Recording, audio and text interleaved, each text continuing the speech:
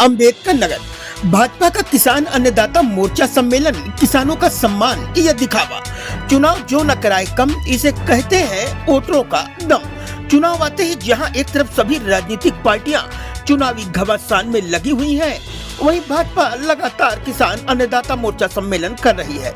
जहां देश के किसानों के ऊपर लाठियां चल रही, आंसू गैस के गोले छोड़े जा रहे हैं, ऐसे में एक बार फिर उन्हीं किसानों के सामने भाजपा के कार्यकर्ता वोटों के लिए झोली फैलाए घूम रहे हैं। वैसे जिले में महंगाई, बेरोजगारी, पेपर लीक और जातीय समीकरण हावी है।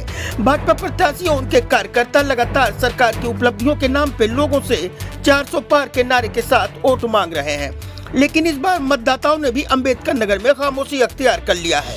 राम के नाम पर जो मुद्दा दिखाई देता था वो भी नदारत है। वैसे भी जिले की खासियत रही है कि एक बार को छोड़कर हमेशा ही विपक्ष यहाँ से जीतता रहा है।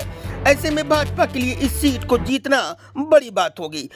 भारतीय जनता पार्टी का हमारा किसान मोर्चा एक संगठन है, आनुषंगिक संगठन है मेन इकाई का, और स्वाभाविक है कि इस संगठन के माध्यम से हमारा लंबा विस्तार है, और जब लंबा विस्तार है तो स्वाभाविक है किसानों के हितों की बात होगी। और किसान के कार्यक्रम का जब आयोजन है तो उसमें ज़्यादातर किसान, और किसान क्या चुनाव है फिर उसमें सभी लोग शरीक होते हैं, उसमें कोई नई बात नहीं। क्या लगा अम्बेडकर नगर का भ्रमण आज का आपका है?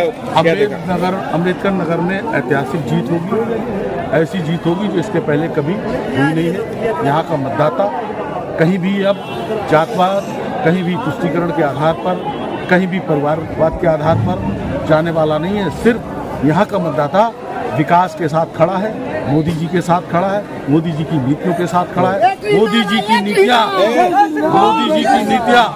की नीतियाँ आम गरीब गांव की जनता के लिए घर बैठे बैठाए उसके करीब पहुंची है, तभी तो नारा जनता दे रही है अब की बार 400 पार। आप देख रहे हैं यूपी न्यूज अर्बन पंचायती। इस समय अम्बेडकर नगर जिले में लोकसभा चुनाव चरम पर है और तीनों पार्टियां जो है, सपा, बसपा, भाजपा, तीनों पार्टियों में आपस में घमासान मचा हुआ है।